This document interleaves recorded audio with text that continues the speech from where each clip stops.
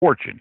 And as I said, the government is very uh, they don't want to spend money. Well, the war is going to change all that, and so he finally gets a contract from the Navy, only through intercessions with Gideon Wells, because his bosses who invested in his effort, the Cheney brothers, they were the Silk Barons, if you want to call them that. They knew Wells, and so Wells agreed to purchase his rifle, and it was as Spencer would write later. When we got the contract, we had no factory, we had no machines, and we had no workers, and they had to produce these rifles in a given amount of time. So they rented the second floor of an abandoned piano factory in Boston and went to work. And now he only got $1 a gun, but later on there were some problems. He went to Washington in August of '63 and got entry to the White House and spoke to Lincoln. And Lincoln, he's important in all this. Lincoln, he was one of the presidents. He had a patent. It never worked well, but he had a patent. And he was, his secretaries all said, if any new ideas come in, you had to let Lincoln know about them. I think Lincoln once said that, maybe crazy men are giving us ideas, but that doesn't mean the idea is crazy. And so what happens is Lincoln asked for a demonstration, so he and Spencer go out to roughly the area where the Washington Monument is today, and they shoot his rifle, which is 7 shots. And Lincoln hit the board, all 6 shots, hit the black mark once. Apparently, Spencer hit the black mark more than once.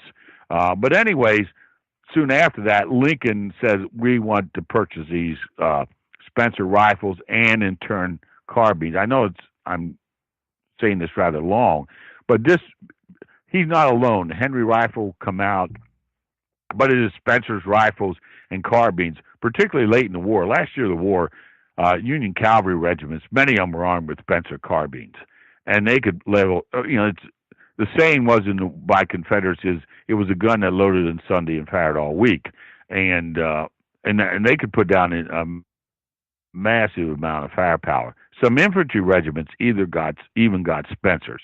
The only problem with soldiers were cavalry, not so much, but the 7 shots were loaded through the butt of the rifle or his carbine, and it was in a tube.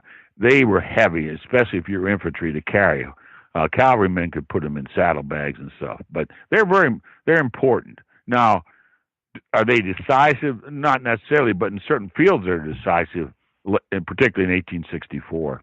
There are some Spencer rifles at Gettysburg, for example, in George Custer's Cavalry Brigade. They're the only ones. Two regiments had Spencer rifles at Gettysburg. Their impact's going to be the next year when many of them were produced. Okay, so by that point, by the end of the war, then Spencer rifles are appearing in all sorts of battles. Yes, right. Were there other weapons you focused on that really had a huge impact? No, those are James B. Eads would make gunboats early in the war. He made a fortune salvaging wrecked ships from the bottom of the Mississippi and Ohio rivers. And he created, where the ability to go down underwater and, this, not like a tube like, but, we think of people who dive. Well, he invented the crude one that worked. And he would made a fortune before the war, and got out of the business in '58. But brilliant engineer, absolutely brilliant engineer. And when the war came, he got a contract for 7 gunboats. Those gunboats are going to be instrumental in the early campaigns in the Western waters. That Grant's campaign against Forts Henry and Donelson, on the Mississippi River. He didn't design them, but he's the one who built them in the contract. And later on in the war, he built a Monitor-style gunboat that was different from the original Monitor, but a similar idea, a revolving turret. To people today, Eads would be best known for the bridge over the Mississippi River at St. Louis. Hmm. It's a National Historic Land. Yeah, he would do that. He was simply a brilliant. No, he's the only other one that I deal with as far as weapons or that have an impact or change. The two most, I think, Spencer and Parrott are more important because of they were more involved in battlefields than Eads gunboats. So Eads gunboats were critical, certainly in the first year or so of the war in the Western waters, which was very important to the North. Well, I'm from the Midwest, so it would be against my culture if I didn't mention John Deere and ask about him. Who John Deere green is probably the predominant color in a lot of small towns. Yeah. So I'm in a farming area in Pennsylvania, and John Deere's are everywhere. Right. Here. He's an interesting man. He fled from Vermont. He debtor's jail. Ended up in, of course, Illinois. Invented the first plow from a discarded sawmill blade. Did everything you should do as a businessman. He was shrewd. He advertised. He went to the county fairs and the state fairs, and everybody soon became known because they said his plow could sing through the thick earth of the old Northwest, if you will, and into Iowa, of course.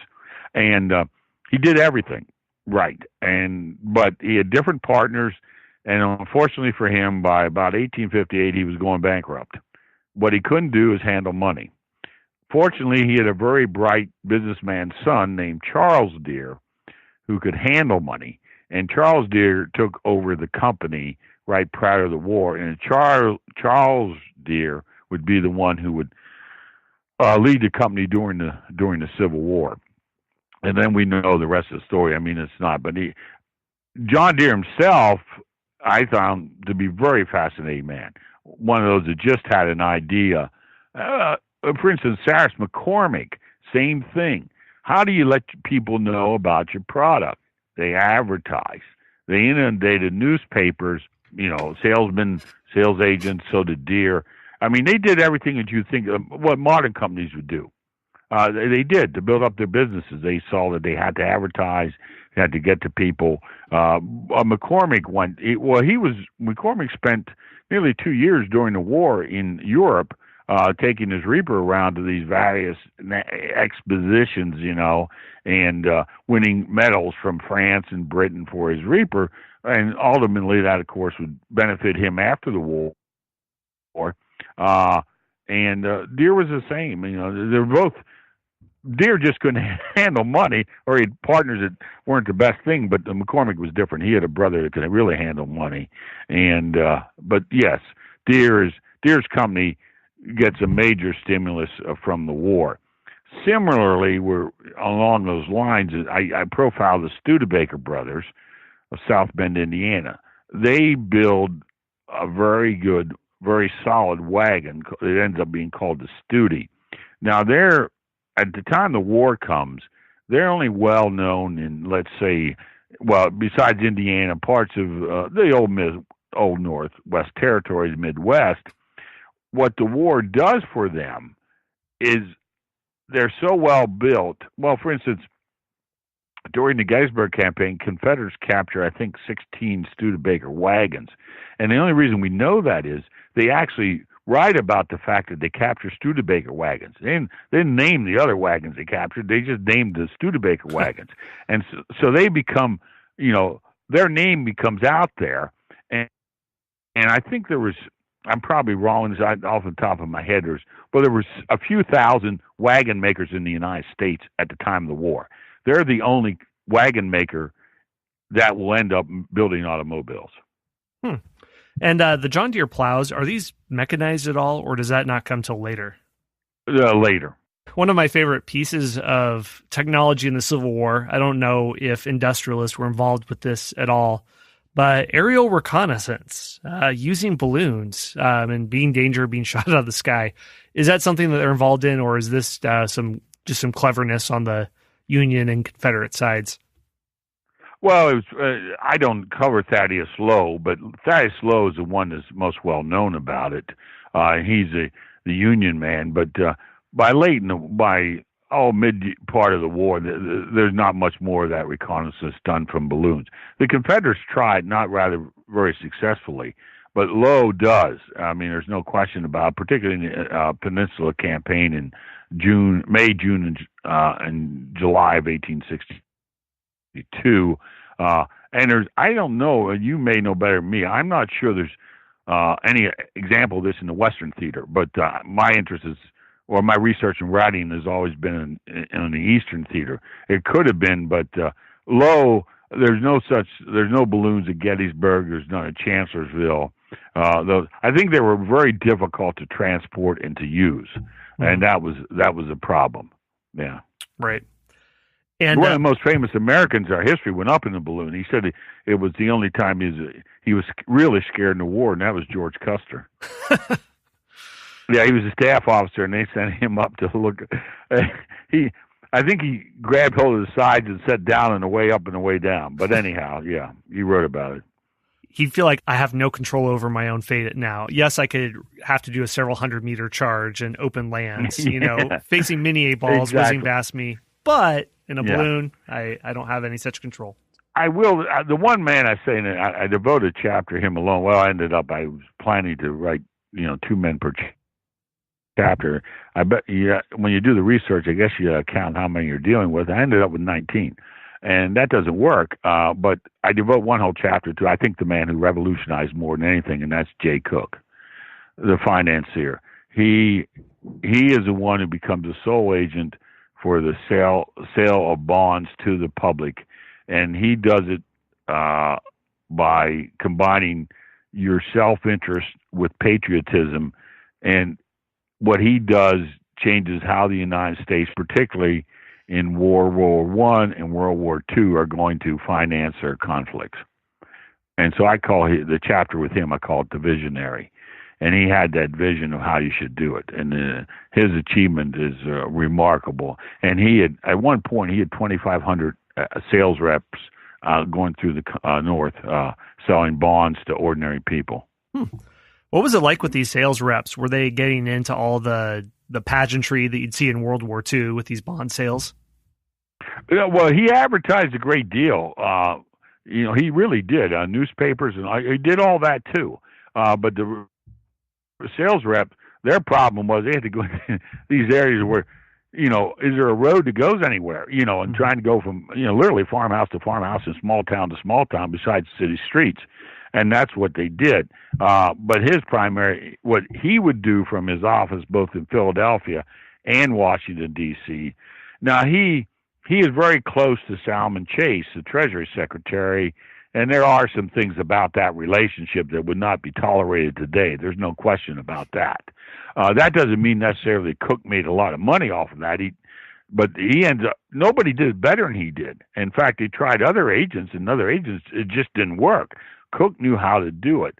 But how he got his word out there was through newspaper advertising, and then, of course, these agents that would go into these towns and cities and sell the bonds that way. And you could come into his offices in both Philly and Washington, but that was very limited, right? If you want to reach out into say, Wisconsin, Minnesota, Illinois, you have to send people out there, and that's what he did. So it sounds like his bond sales really moved the needle for the war effort. Oh yeah, and the idea behind it, the very idea that I remember. I shouldn't. Part of my age is, but in 1950s, when we went to elementary school, we could purchase stamps and put them in a book that would allow us to buy a savings bond. This is our way of elementary kids fighting those bad Russians in the 1850s, right? And but the idea behind that, where you get it down to the people, if you will, that comes from Jay Cooke, I think, during the Civil War. And that's why I think of all these men, he is probably the most profound revolutionary in that sense of his impact on how we conduct war. Hey everyone, Scott here. One more brief word from our sponsors.